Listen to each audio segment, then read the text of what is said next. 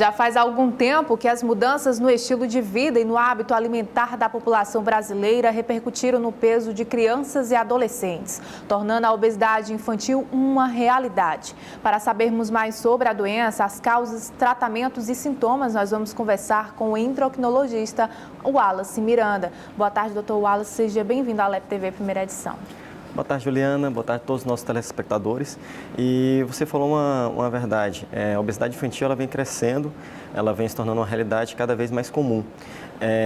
Nós temos, em média, no Brasil, cerca de 33%, mais ou menos um terço das crianças estão acima do peso, criança e adolescente.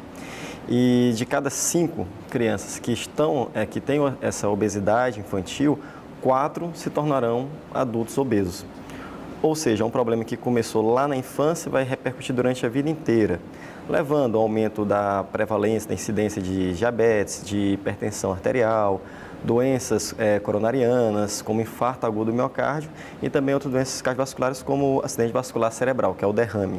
Então, essa prevenção deve ser feita desde o início, desde a primeira infância. Na realidade, tem que ser feito antes da criança ser concebida. Vamos dizer, ainda na gestação. Ainda na gestação, exatamente.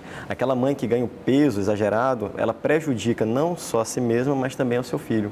Aumenta a chance daquele bebê que nasce com excesso de peso, já aumenta a chance dele ter diabetes no futuro, por exemplo. A diabetes, obesidade.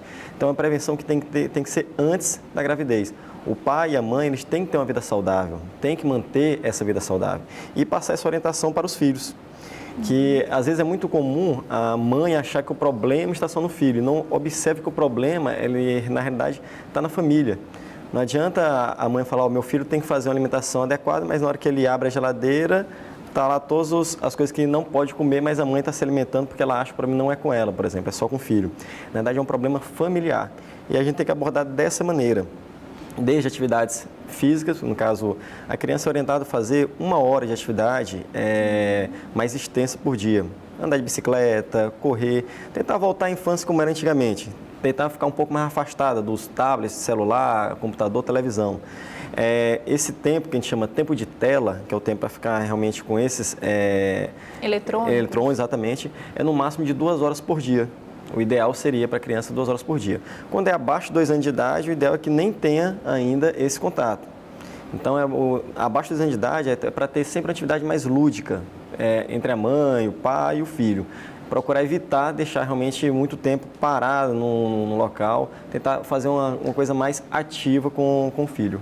O senhor falou da questão do exemplo dentro de casa, né?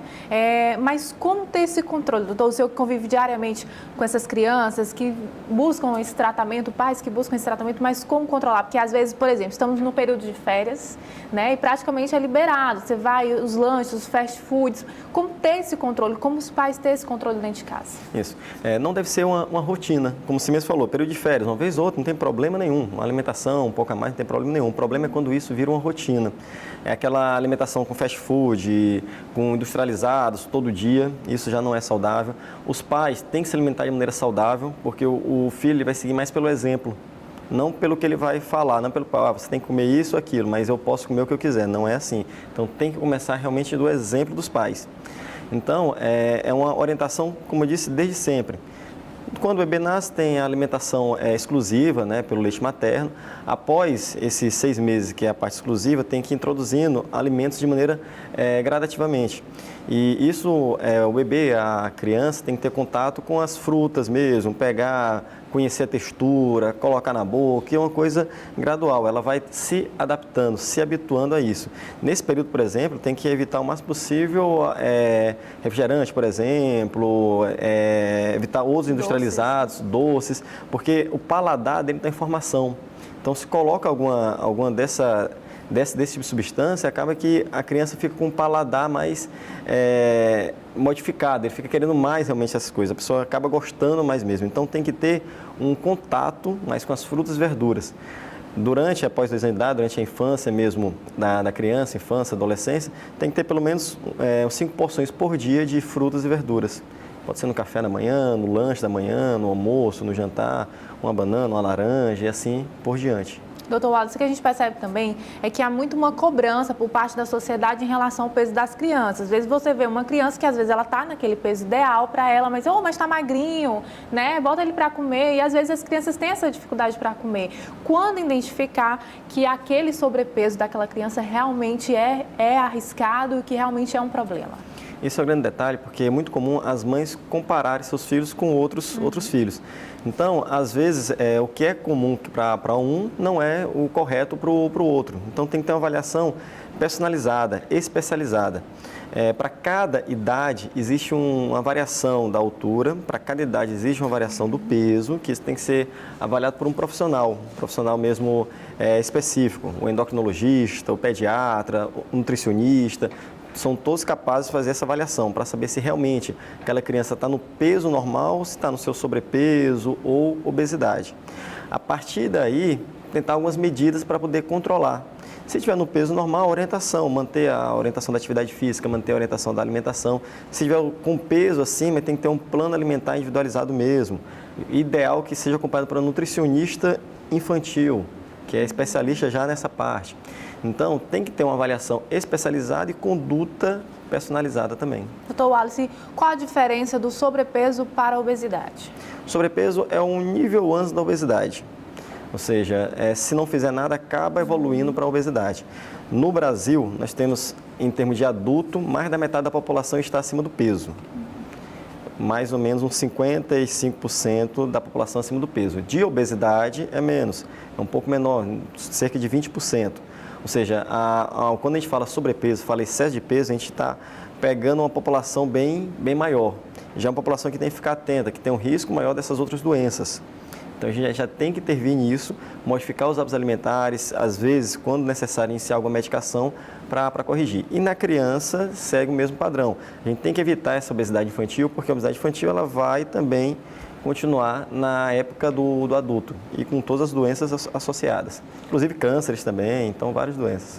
Essa obesidade, ela pode ter caráter genético? Sim, pode ter caráter genético. É importante frisar que a obesidade genética, que é por causa de um gene só, uma coisa específica, é muito raro. Geralmente, quando a gente fala genético, é poligênico, ou seja, são vários genes atuando nisso. Vem da mãe, vem do pai mesmo. E tem a influência ambiental. Então, são duas causas principais. Tem a parte genética, que já nasce com a criança, e tem a parte ambiental, que é aquilo que a gente oferece para a criança. Se a gente oferecer para ela uma atividade física todo dia, ela vai se habituando a isso. Se a gente não oferecer, deixar ela realmente só de frente para a televisão, ela vai se adaptar a isso, então vai acabar ganhando mais peso. Isso daí são as causas principais. Existem várias outras que podem influenciar, mas o fundamental é ter isso em mente, que tem a parte genética, a parte que vem com a criança, nasce com ela, e tem a parte que a gente consegue modificar, que é a parte ambiental. Então vamos tentar modificar mais isso, de maneira positiva, na atividade física e na reeducação alimentar. Doutor, algumas mães, já vi em alguns lugares, algumas mães dizerem assim, deixa para quando ele crescer, ele perde esse peso. Isso é errado? Isso, antigamente até era comum falar, não, aquela criança está cheinha, ela está com saúde. Isso ficou meio que uma coisa considerada comum. Banalizada, exatamente. Então a gente tem que ficar atento mesmo, tem que levar sempre o profissional adequado, tem que ter acompanhamento de rotina com o pediatra. O pediatra, assim que observar alguma alteração, ele encaminha para o especialista. Doutor, quais são os sintomas? Então, quando eu identificar o que eu posso olhar no meu filho ou daquela criança que convive no meu meio, que ele está sentindo, que ele está evidenciando que ele realmente precisa cuidar do peso? Geralmente, na grande maioria das vezes, não percebe nada a criança, não sente nada, não vai perceber nada. Isso os pais têm que ficar atentos. Então, com consulta de rotina mesmo, observar se aquela criança ela não está exagerando, se não está comendo muito industrializado, se não está tendo um excesso na alimentação, uma falta de atividade física. Então, é um olhar atento dos pais. Os pais têm que olhar para suas crianças, para os seus filhos, já pensando no futuro. Não vamos pensar no hoje, vamos pensar daqui a 20, 30, 40 anos. Como é que vai estar meu filho daqui a uns 40 anos, para a gente prevenir as doenças do futuro. Doutor, qual é a relação da diabetes tipo 2 em relação à obesidade infantil? Está muito associado mesmo. O diabetes tipo 2 é aquele que a gente chama adquirido, é aquele que é por causa da falência do pâncreas em aumentar a quantidade de insulina de acordo com a necessidade do corpo. Então, tem o pâncreas, tem a insulina, só que ele não consegue aumentar adequadamente. Quando tem aquela criança obesa, ele exige mais insulina para controlar o nível de açúcar no sangue. Então, o pâncreas ele acaba trabalhando mais. Ele trabalhando mais vai chegar a um ponto que vai entrar em falência. Então, a obesidade ela está muito associada ao diabetes mellitus tipo 2. E antigamente, diabetes mellitus tipo 2 era muito mais raro nas crianças. Hoje em dia, está ficando mais comum nas crianças. Então, a doença que era típica do adulto, acima dos 40, 45 anos, a gente está observando na adolescência, na infância. Então, temos que ficar bem mais atentos, bem mais vigilantes. Então, doutor Wallace, para encerrar a nossa entrevista, eu gostaria que o senhor desse algumas dicas para os pais que estão nos assistindo, como então ter esse controle dentro de casa para que as crianças não venham a ter essa doença, obesidade infantil. Algumas dicas básicas. Atividade física, 1 hora de atividade física por dia, isso acima de 2 anos de idade. 1 hora pode ser a bicicleta, a corrida, não ficar parado, certo? Pode colocar na natação, no futebol, criar a atividade física. Por dia, procurar 5 porções de verduras ou frutas.